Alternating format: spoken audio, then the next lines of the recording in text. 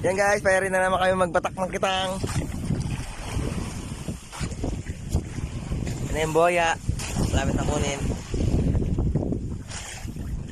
Masasabi mo kay MC? Ano masasabi mo kay MC? Ano masasabi mo sa kanya kay Mama MC? Ganda siya. Ano tayo mo doon? Kaya? MC. Pa may ba't na suso.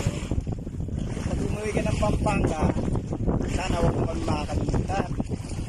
Ayun, oo. Dahil sa inyo, hindi namin kayo makikilala. Diba? Oo nga, tama. Kaya sana na magbalik mo ang MC. Souvenir. Souvenir? Oo. Mama MC, may hiling si Boss Tikap.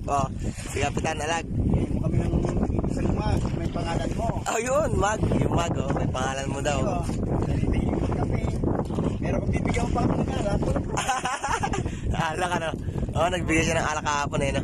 Thank you pala dun sa Ma'am MC. Salamat. yung mga fisherman, meron sa gilid, medyo may konting kasiyahan para buhay. Kahit malapit, medyo naging tawa. So yan, tao.